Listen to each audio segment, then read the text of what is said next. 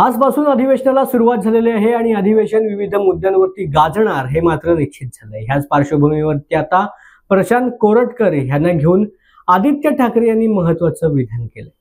बँकॉकला जाणारे 5 तासामध्ये सापडतात, मात्र महाराजांचा अपमान करणारे अद्यापही शासनाला सापडत नाहीत, पोलीस प्रशासनाला सापडत नाहीत, अशी झणझणीत टीका आदित्य ठाकरे यांनी सरकारवरती केली। पाहूयात।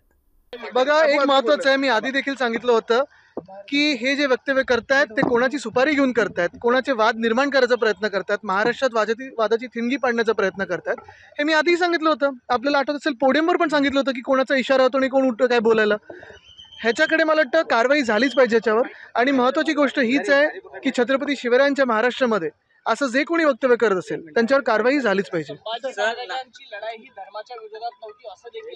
मला वाटतं एक महत्त्वाचं आहे, आता इतिहासात न जाता छत्रपती शिवरायांच्या महाराष्ट्रामध्ये कोणी असं वक्तव्य करत असेल तर मुख्यमंत्री काय कारवाई करतात त्याच्यावर आमचं लक्ष आहे।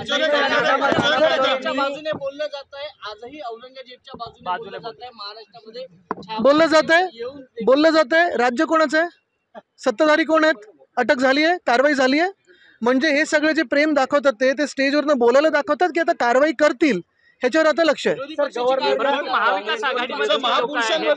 आम्ही मागच्या वेळी देखील सांगितलं होतं जे चुकतील त्याच्यावर कारवाई झालीच पाहिजे, आणि मागच्या वेळी पण हे मी पोडियमवर बोललो असताना हाच विषय समोर आला होता।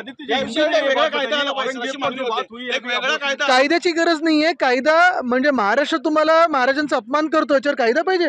आता ते सोलापूरकर बोलले त्यांच्यावर कारवाई होणार आहे, ते कोरटकर की कोण बोलले त्यांच्यावर कारवाई होणार आहे, मग अबू अस्मी असतील, कोरटकर असतील, सोलापूरकर असतील, तिघांवर कारवाई झालीच पाहिजे, त्यांना बेड्या ठोकल्याच गेल्या पाहिजे। कुठेही पळून गेले असतील जे, आता बघा काही ठराविक लोक विमानात तुम्हाला बँकॉकला जाताना 5 तासात सापडतात, मग जे महाराजांचा अपमान करतात ते नाही सापडत तुम्हाला। एक महत्वाचं जसं मी सांगितलं ना की छत्रपती संभाजी महाराजांचा कोणी अपमान करेल, छत्रपती शिवरायांचा कोणी करेल, महामानव डॉक्टर बाबासाहेब आंबेडकरांचा कोणी करेल, जी प्रथा कोश्यारींनी इथे पाडलेली होती, जे राज्यपाल होते आपल्या सगळ्या महापुरुषांचा अपमान करायचा, ती प्रथा हे भाजप आणि भाजपची जी सुपारी घेतात ते चालू ठेवतात पुढे।